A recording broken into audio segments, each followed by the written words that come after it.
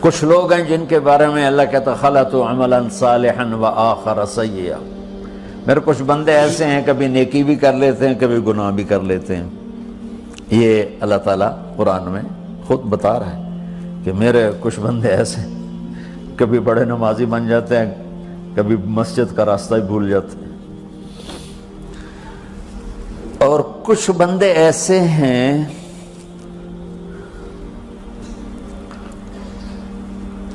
جنہوں نے جب سے آنکھ کھولی ہے اس دن سے لے کر آج تک ایک کام اللہ کو راضی کرنے والا نہیں کیا۔ ایسوں سے بھی دنیا بھری پڑی ہے، اور ایک بہت بڑا دنیا کا طبقہ ہے جو اللہ کو جانتا ہی نہیں ہے، جانتا ہے تو غلط طریقے سے جانتا ہے، اور ایک بہت بڑا طبقہ ہے جو اللہ کو مانتا ہی نہیں کہ ہے ہی کوئی نہیں، ایتھیسٹ ہوں میں ایتھیسٹ ہوں۔ تو میرے بھائیوں، میں اللہ کی قسم کھا کے کہہ رہا ہوں کہ کس محبت سے اللہ نے ان لوگوں کو پکارا ہے، کاش میں آپ کو اس کی وضاحت کر سکوں۔ یا عبادی الذین اسرفوا علی انفسہم،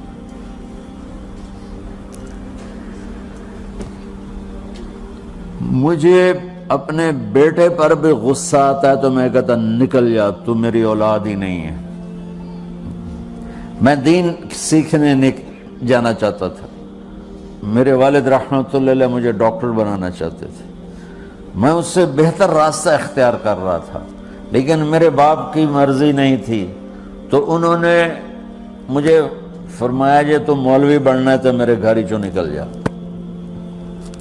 میرے کانوں میں وہ الفاظ آج بھی گونج رہے ہیں۔ وہ میرے خالق نہیں تھے، میرے والد تھے، خالق تو میرا اللہ ہے، اور میں اللہ کی فرمان برداری کا ایک کام نہیں کرتا ہوں، اللہ کی فرمان برداری کا ایک کام نہیں کرتی مرد عورت، ٹھیک؟ تو اللہ کو غصہ اس حساب سے آنا چاہیے کہ بدبخت ہو، بے غیرت ہو، شرم نہیں آتی تنوں ڈوب کے مر جاؤ۔ میں قربان جاؤں،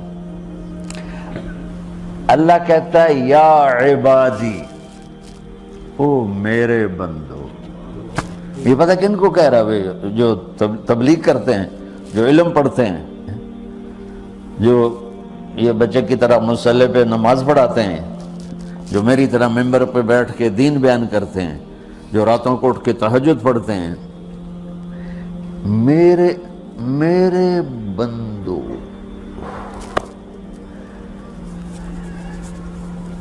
آپ نے دیکھا تو شہد ایک دھار بناتا ہے، ٹپکتا ہوا نیچے آتا ہے نا۔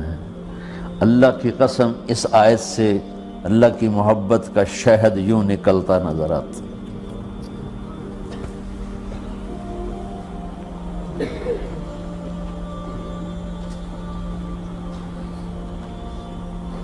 یا عبادی، اللہ کو کہنا تھا اوے نافرمانو، کہنا یہ چاہیے تھا جو آگے لفظ میں بتاؤں گا نا، پھر آپ کو خود بخود میری بات واضح ہو جائے گی۔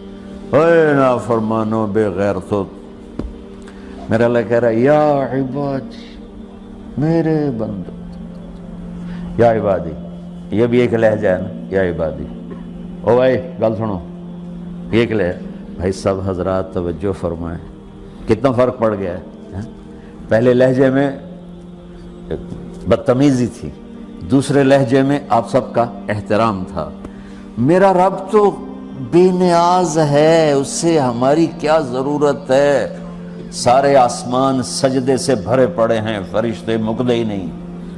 پھر وہ ہمیں یا ایھا الناس نہیں کہتا، اوے لوگو، یا ایھا الناس، اوے لوگو، یا عبادی، او میرے بندو، میرے۔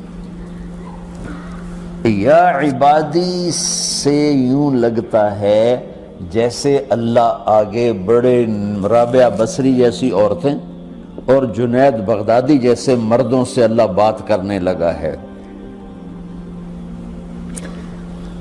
3 لفظ ہیں، اسرفوا علی انفسہم، وہ بندے جنہوں نے جب سے آنکھ کھولی ہے ایک دفعہ بھی مجھے خوش کرنے کا کام نہیں کیا، آ جاؤ تم بھی میرے ہی ہو۔ سبحان اللہ نے ایسے باہیں پھیلا دی اپنی رحمت کی۔ یا عباد، تقوی والے نہیں کہا،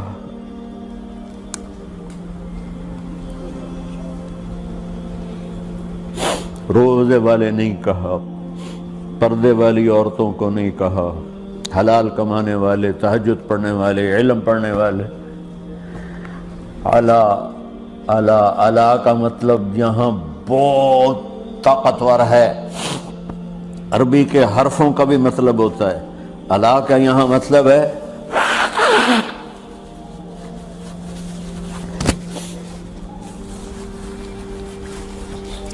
آپ نے اس ممبر کو کور کیا ہوا ہے کپڑے کے ساتھ، کہیں سے نظر آ رہا ہے؟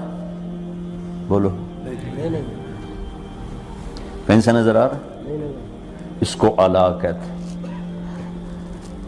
اللہ کیا کہہ رہا ہے کہ جنہوں نے اتنے گناہ کیے ہیں کہ ان کا جسم گناہوں میں ڈوب گیا ہے، وہ نظر ہی نہیں آتا ہے، صرف اوپر گناہ ہی گناہ نظر آ رہا ہے، نافرمانیاں نظر آ رہی ہیں، ان کا اپنا وجود اس میں نظر ہی نہیں آ رہا۔ اللہ کہہ رہا ہے یا عبادی، اور تسی بھی میرے ہی ہو، آ جاؤ آ جاؤ۔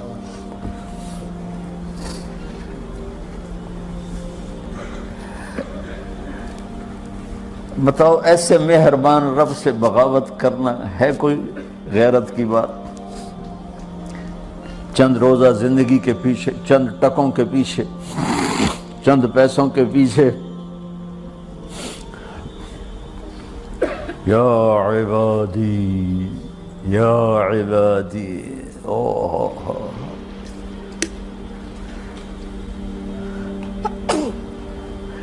ایک اور حدیث آپ کی برکت سے یاد آئی بڑے زمانے کے بعد، اور وہ بھی یاد آ گئی، بیچ والا سناؤں گا بعد میں۔ اے داؤد، اے داؤد، لو یعلمون المدبرون عنی، داؤد علیہ السلام، اگر ان میرے نافرمانوں کو پتہ چل جائے نا میں ان سے کتنا پیار کرتا ہوں، ان کے کلیجے پھٹ جائیں۔ اگر ان نافرمانوں کو پتہ چل جائے کہ میں ان سے کتنا پیار کرتا ہوں، ان کے کلیجے پھٹ جائیں۔ داؤد جب نافرمانوں سے اتنا پیار کرتا ہوں تو فرمان برداروں سے کتنا کرتا ہوں۔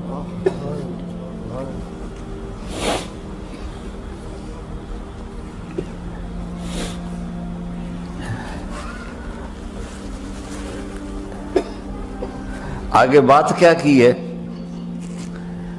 کہ ساری دنیا نے تمہیں جہنمی بنا دیا ہے، تسی پکے دوست کے تھوڑی بخشش کوئی نہیں،